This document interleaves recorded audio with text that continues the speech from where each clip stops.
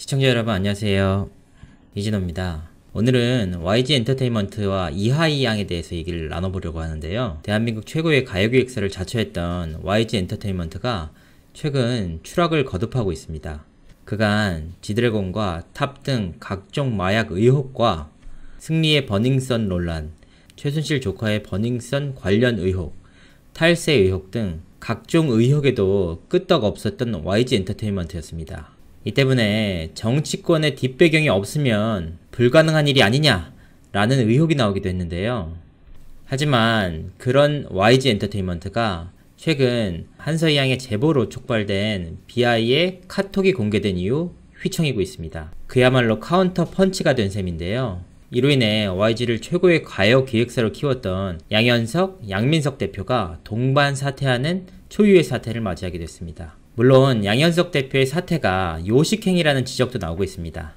다들 아다시피 양현석 씨는 YG의 대주주로 16%가 넘는 지분을 확보하고 있습니다. 동생 양민석 대표 역시 3.3%의 주식을 보유하고 있는데요. 그간 양현석 대표가 부정적인 뉴스에 휘말릴 때마다 YG 주가가 떨어졌기 때문에 주가 방어 차원에서 불가피한 선택이다, 이런 지적도 나오고 있습니다. 일단 서론이 좀 길었습니다. 그만큼 YG가 위기다, 이렇게 말씀드릴 수 있을 것 같은데요. 이런 상황 속에서 YG에서 가장 이슈가 되는 소속 가수 둘이 있습니다. 바로 악동 뮤지션과 이하이 양인데요. 그간 아무런 무리 없이 성실하게 활동했던 두 팀이었던 터라 팬들 사이에선 계약 해지를 하고 YG를 나가야 한다, 이런 목소리가 고개를 들고 있습니다. 그래서 오늘 이야기해볼 가수는 바로 이하이 양인데요.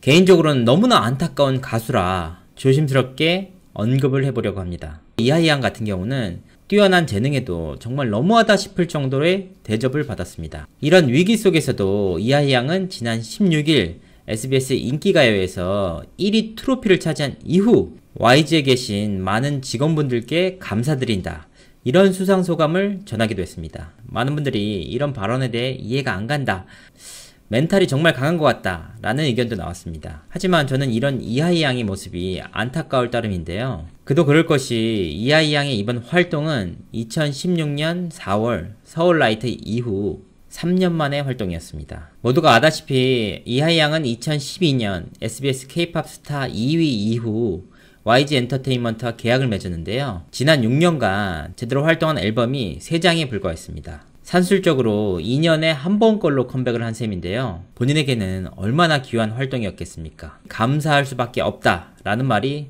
절로 나올 수밖에 없죠. 단순히 활동 횟수의 문제였다면 이해할 수 있는 여지도 있습니다. YG 엔터테인먼트가 뱅, 위너, 아이콘, 블랙핑크 등 워낙 쟁쟁한 가수들이 많았던 터라 톱스타가 아니라면 2년에 한 번꼴로 활동할 수밖에 없는 어려움이 있기 때문입니다. 하지만 양현석 PD는 유독 이하이 양에게 너무하다 싶을 정도로 혹독했습니다. 그게 음악적인 부분이고 실력적인 부분에서의 지적이다 라면 이해할 수도 있는 부분인데요. 꼭 그렇지만도 않았습니다. 먼저 제가 직접 이하이 양을 인터뷰할 당시 들었던 내용들을 소개해보겠습니다. 2014년 11월 하이 수연으로 활동할 당시 두 사람의 인터뷰를 한 적이 있었는데요. 저는 이들에게 양현석 대표가 두 사람을 대하는 태도가 다르다, 이런 얘기를 들었는데 사실이냐? 라고 물었습니다. 이후 저는 뜻밖의 답변을 들었는데요. 이하이 양은 악동 뮤지션을 대하는 양 사장님의 모습을 보고 굉장히 큰 충격을 받았다. 내가 앨범 준비를 할 때는 트랙 리스트 선택부터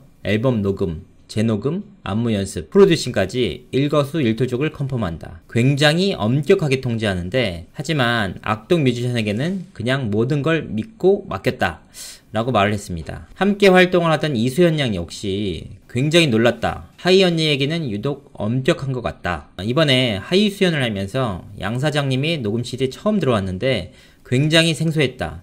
내게는 처음 있는 일이었다 라고 답했습니다. 그로부터 3년 뒤 저는 서울라이트로 컴백한 이하이 양을 다시 만났는데요. 그때 웃으며 다시 물었습니다.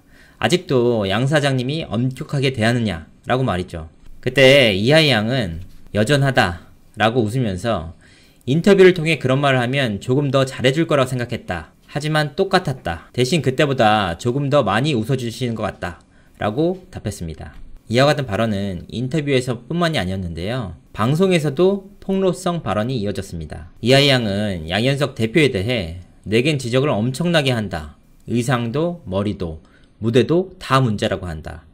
그래서 눈치가 보이고 보자마자 죄송하다는 생각부터 든다 라고 말하는가 하면 하이가 얼굴이 못생겼다 라는 말도 들었다. 양현석 사장님께 밉보이면 3년간 앨범을 못 낼 수도 있다 라는 폭로성 발언도 이어졌습니다. 워낙 예능 프로그램에서 웃으면서 얘기했던 터라 다들 예능성 발언으로 생각했습니다. 하지만 이와 같은 발언 이후 이하이 양은 실제로 3년간 앨범 공백이 있었습니다. 모두가 아다시피 양현석 대표는 말을 워낙 직설적으로 하기 유명한 분입니다. YG에서 기획한 서바이벌 프로그램 믹스9에서 코코소리 멤버 소리양에게 아이돌 은퇴할 나이다. 되는 일은 없는데 하는 일은 많다. 즐길 때가 아닌 것 같다. 앨범 망했죠? 라는 독설을 퍼부어 논란이 되기도 했는데요.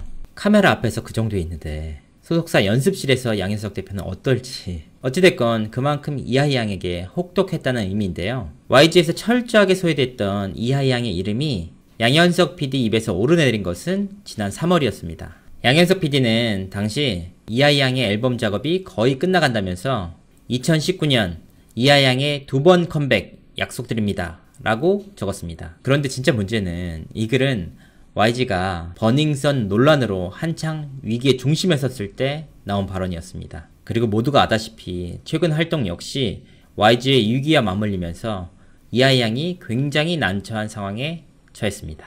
말을 하다 보니 정말 답답한 상황이 아닐 수 없는데요. 하지만 현실의 벽은 더더욱 녹록지 않습니다. 이하이 양은 2012년 YG 엔터테인먼트와 10년 계약을 맺었습니다. 이에 따라 YG와 2023년까지 전속 계약이 되어 있는 상태인데요. 앞으로 4년간 YG와 좋든 싫든 함께 해야 합니다. 워낙 스타성이 있고 재능이 있는데다 한창 활동할 나이라 팬들의 안타까움이 더해지고 있는데요. 일부 팬들이 제기하는 주장처럼 스스로 계약 해지를 주장하고 나갈 수 있는 상황도 아닙니다. 사실 이번 사태를 일종의 오너 리스크라고 볼 수 있는데요. 전속 계약 해지 정도에 이르려면 이번 일로 어떤 피해를 받는지 구체적으로 산정을 해야 됩니다. 이런 점을 현실적으로 증명하기 어려운 데다 초대형 기획사인 YG를 상대로 재판에서 이기기도 쉽지 않습니다. 모두가 아실 겁니다. YG가 믹스9 이후 이른바 갑질 소송을 당하자 양현석 대표는 김앤장을 선임해 대응하고 있습니다. 설령 이하이 양이 소송에서 이긴다고 해도 가수로서의 활동을 원하는 이하이 씨가 양현석 대표와 대립각을 세우고 있는 이상 현실적으로 정상적인 무대에 서기도 쉽지 않은 상황입니다. 지금으로선 YG와 현 계약 관계를 유지하면서 가수로서 존재감을 잃지 않는 것이 최선으로 보이는데요. 이렇게 된 이상 이하이 양이 본인이 원하는 만큼 활동을 했으면 하는 바람입니다. 앞서 언급했다시피 이하이 양은 누구 없어로 1위 트로피를 거머쥐면서 YG에 남아있는 많은 직원들에게 감사한다고 전했는데요. 그의 말이 왜 이렇게 절실하게 다가오는 걸까요? 이상으로 이진호였습니다.